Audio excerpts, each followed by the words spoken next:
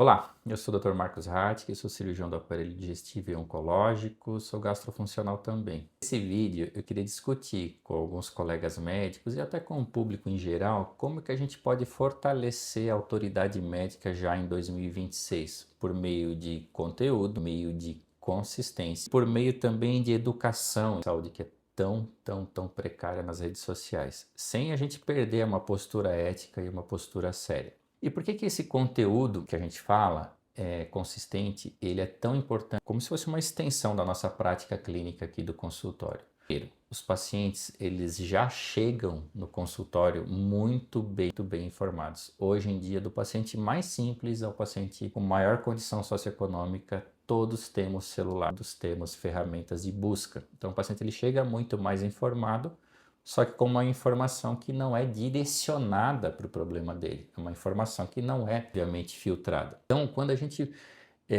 produz conteúdo que é técnico, porém com uma linguagem acessível, em aumentar ou incorrer em fantasias e sem também usar da ansiedade do paciente para angariar os pacientes, a gente melhora a adesão do paciente aqui dentro do consultório. Melhora a confiança, melhora desfecho clínico. Formação é parte importantíssima do tratamento. A informação filtrada, a informação que o paciente quer e que a gente filtra o que faz sentido para ele, é parte fundamental do tratamento. E o que gera realmente autoridade numa era da superficialidade? O que gera autoridade?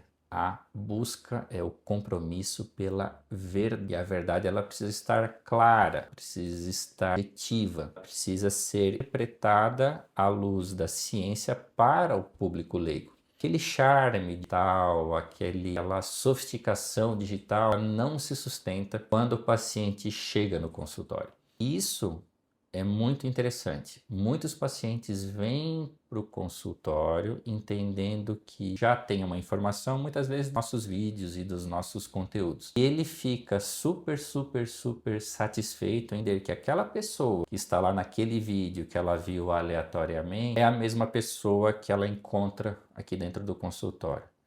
O contrário também acontece. Muitos pacientes reclamam que aquele médico que ela viu naquele vídeo ou naquele conteúdo específico, quando ela vai no consultório, aquele médico não existe. É um outro médico, é um médico que não tem a ver com o próprio conteúdo que ele fez. Então essa dissonância, as pessoas percebem, essa dissonância ela não se sustenta, a falta de verdade não se sustenta. Então essa autoridade ela vem com a clareza e a busca pela verdade, vem com a consistência e com a coerência no seu discurso. Ela vem, obviamente, no aprofundamento técnico crescente, então o paciente ele entende que ele tem alguma coisa genérica e você vai aprofundando e interagindo com ele e fazendo com que ele entenda qual é o lugar dele dentro desse mundo de informações. A comunicação ela precisa ser simples, porém ela tem que ser completa e de uma certa medida complexa, a depender do paciente. Eu tenho que entender os outros aspectos que estão relacionados à vida do paciente, o seu estilo de vida, o seu contexto emocional, o seu contexto ou abertura espiritual e fazer com que ele entenda também que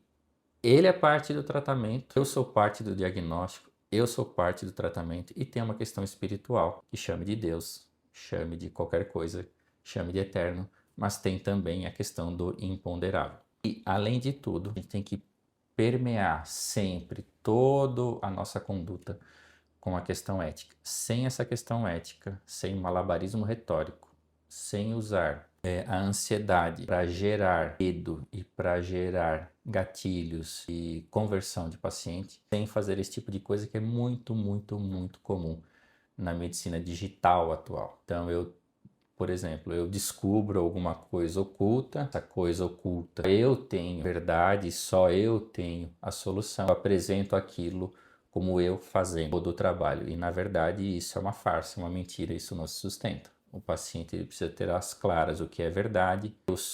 Tenho que ser um farol, um guia, eu não sou a luz, eu apenas direciono o caminho e trabalho no campo que a luz passa. Quais são os principais erros, então, do médico nas redes sociais? Primeiro, o sensacionalismo. O sensacionalismo, você usar gatilhos de ansiedade, usar diagnósticos que não existem, correlacionar sintomas gerais a tratamentos atrelados a esses sintomas e que tratamentos, estes muitas vezes relacionados à remuneração do médico, talvez seja a pior coisa que exista hoje na medicina digital. Isso não corresponde à verdade. Exagerar, generalizar, prometer determinados milagres, prometer soluções simples para problemas complexos, falta de evidência científica, medo de se posicionar tecnicamente. Às vezes o médico, ele se posicionando tecnicamente, ele se acha enfadonho ou se acha muito monótono. Isso era uma coisa que acontecia conosco. Então o médico, ele precisa ser técnico, mas ele tem que ser bem acessível e horizontal. Ou ainda, por último, que também é cada vez mais comum, postagens comerciais. Então, agende sua consulta, procure esse tratamento, clique agora que você vai receber XYZ que direciona e pesca o paciente para um produto digital ou um produto, subproduto com algum ganho secundário. Isso, num primeiro momento, sim, pode gerar alguma empatia, alguma resolutividade. Ela não substitui o tratamento individualizado. Quanto mais a gente entende de ser humano, mais a gente sabe que ele é complexo e a gente tende a simplificar cada vez menos. Quanto mais a gente estuda, mais a gente entende que a doença tem origem multifatorial e não apenas em protocolos, ensaios, diretrizes assim muito uniformizadas para cada paciente.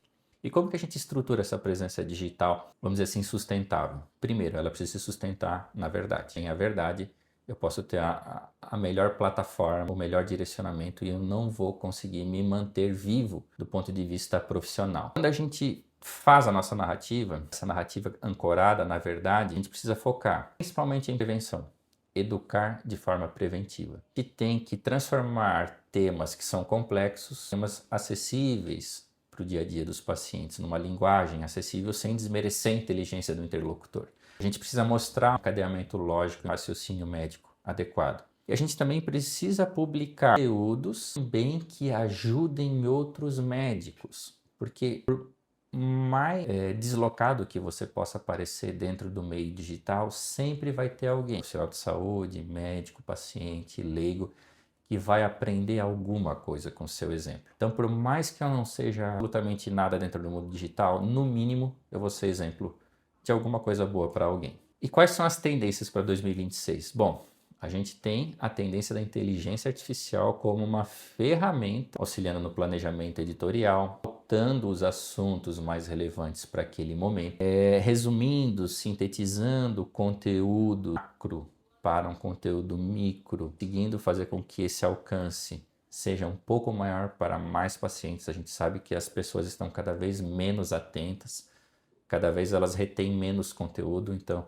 o nosso conteúdo ele precisa ser objetivo e claro, muita densidade técnica para ele ser replicável e principalmente eu acho super importante a gente fazer conteúdos baseados na nossa atividade clínica. Nossa atividade clínica diária, nosso trato diário, nossos resultados, as nossas angústias, os nossos erros diários fornecem um material super importante para os pacientes. Por quê? Porque tratam de vida real, tratam de casos reais, são baseados não em estudos, não em papéis, não em condições abstratas, mas no dia a dia do encontro humano. A autoridade médica ela depende muito da técnica, né? Ela depende muito da comunicação, ela depende muito da relevância. Mas ela depende também da verdade e também da transcendência. A gente educa o público, a gente transcende a nossa fronteira aqui do consultório. A gente atinge pessoas que não teriam condições de pagar, por exemplo, uma consulta, um tratamento mais caro. Mas a gente pode fazer diferença na vida de pessoas, às vezes, que a gente nem imaginaria. Educar esse público, dar colegas, isso é uma das formas mais importantes de fortalecimento da sua prática profissional. Por quê? Porque ela também organiza o seu pensamento. Essa organização do pensamento ordena a sua prática clínica diária, que por sua vez reforça e transcende a sua comunicação extra-consultória. Se você gostou desse conteúdo, você compartilha esse vídeo com outros colegas médicos, outros profissionais, se isso fizer sentido para você.